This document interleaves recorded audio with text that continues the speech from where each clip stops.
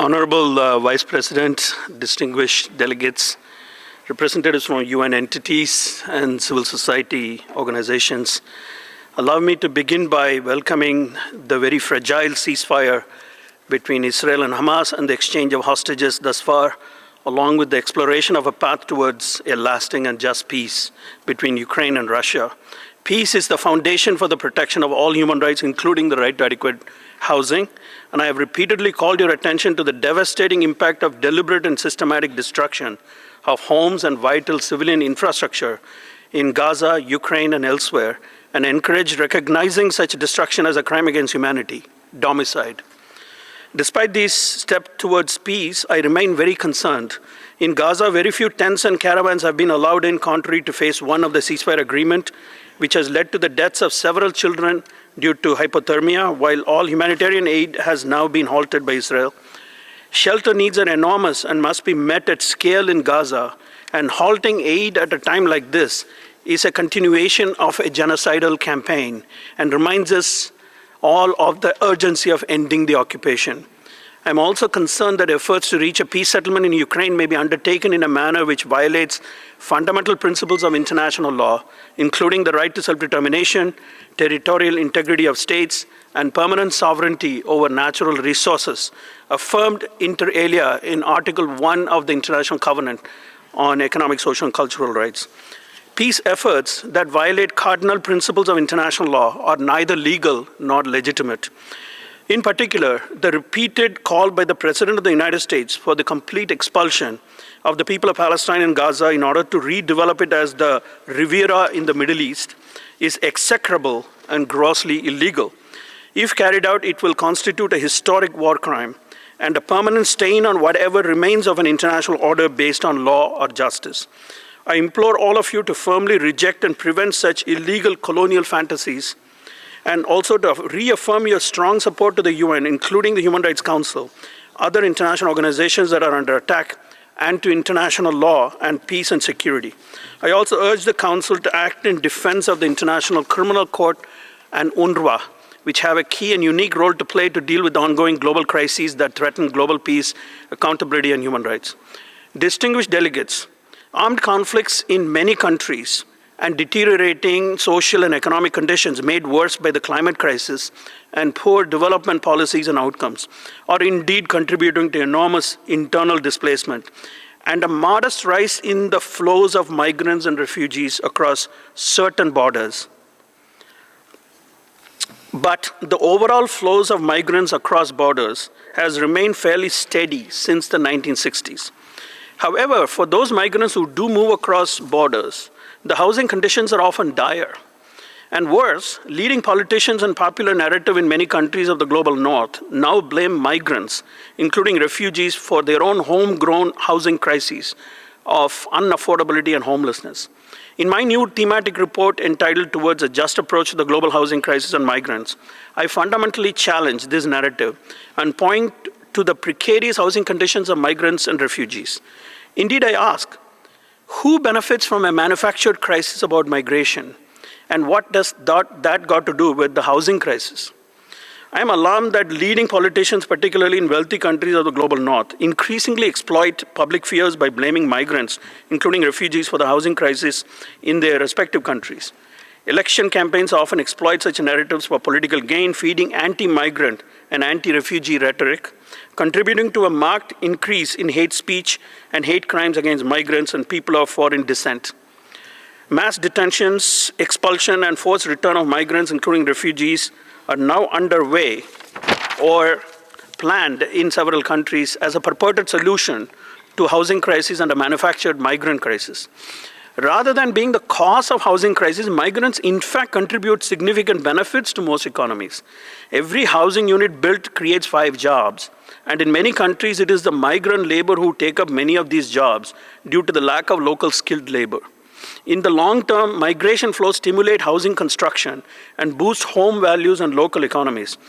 In many countries, labor remittances constitute a huge share of their GDP and contribute to reduction of rural poverty and improvement of housing and infrastructure. None of these benefits are somehow part of the public discourse about migrants today.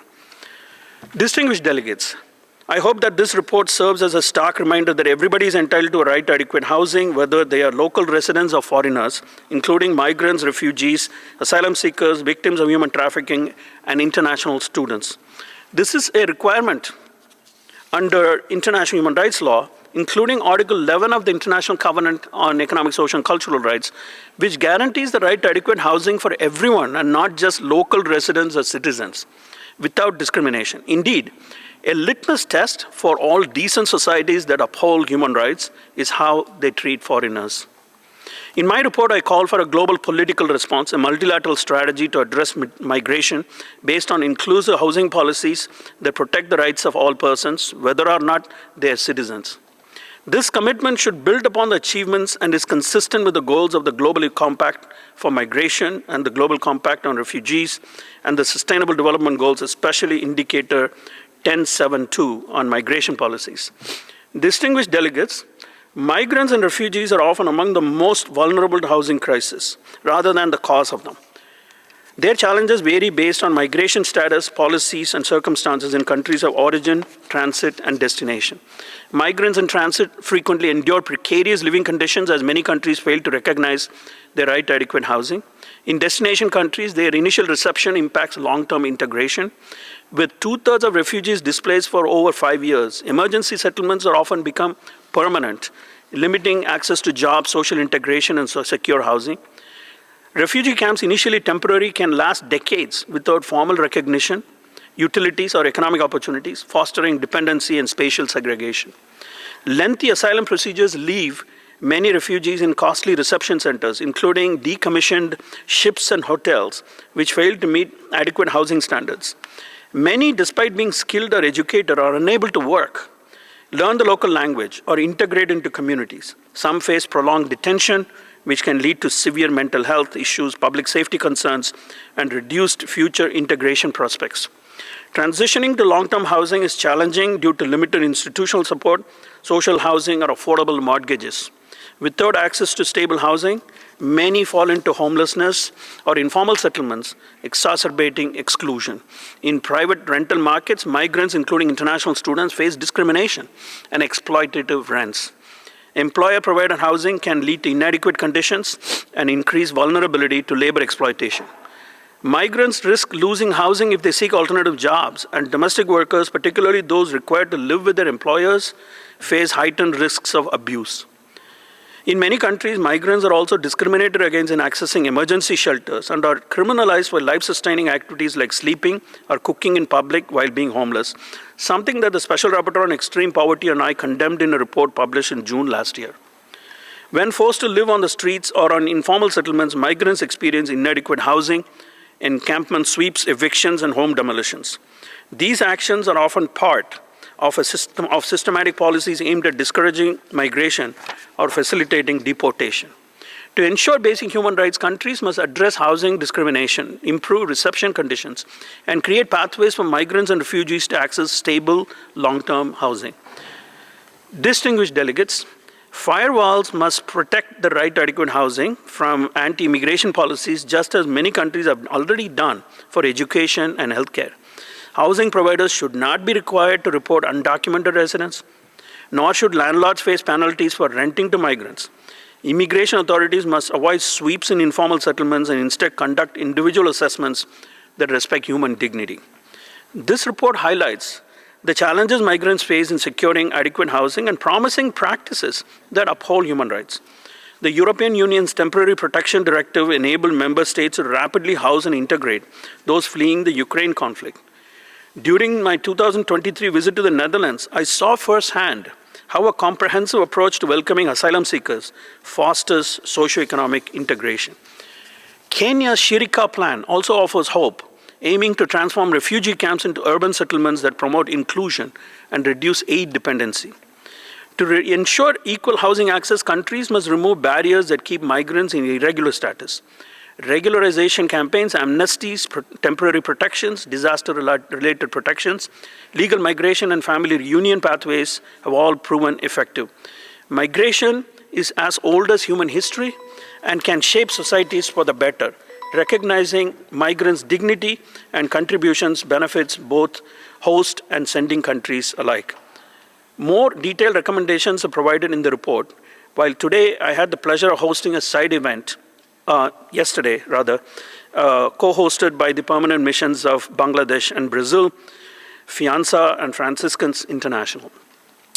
Dear delegates, allow me to comment briefly on my recent country visit to Uzbekistan.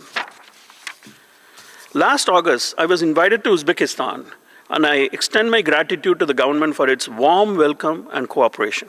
During my visit to Tashkent, Jizak, Zamin, Sirdaria, Samarkand, and Bukhara, I met with officials, civil society representatives, and individuals affected by large-scale urban renewal evictions, among others. Uzbekistan has made significant legal reforms to strengthen the right to adequate housing, including enshrining it in the 2023 Constitution. However, a significant gap remains between policy and implementation, requiring stronger judicial independence and access to legal and other remedies. I commend Uzbekistan's efforts to improve housing conditions and address housing shortages, including through subsidized mortgages. However, affordability has become a concern, and privatization has reduced access to public housing for disadvantaged groups. Past urban renewal practices involving large-scale expropriations and demolitions have displaced entire communities. I urge a shift towards in-situ upgrading to preserve social and economic stability. Despite the 2022 expropriation law, protection against forced evictions remains inadequate. Homeowners face pressures from developers, coercion into unfavorable agreements, and illegal tactics like cutting utilities or property damage to force them out. Courts often rule in favor of local governments or developers, leaving residents vulnerable. I call for stronger legal protections and independent judicial review. Additionally, I urge Uzbekistan to amend laws that criminalize homelessness and begging, as well as ensure gender equality in home ownership and mortgage access. While shelters for domestic violence survivors provide critical support, more must be done to secure long-term housing for women and children at risk. I also call for the decriminalization of consensual same-sex relationships and protection for individuals from violence within their homes. Addressing the spatial segregation and poor living conditions of the Roma community is essential. Uzbekistan's ratification of the Convention on the Rights of Persons with Disabilities is a positive step, and I encourage continued progress. Strengthening judicial independence, access to legal aid, and protection for housing and human rights defenders is crucial. Intimidation, arbitrary detention, and the use of mental health facilities to silence activists must end.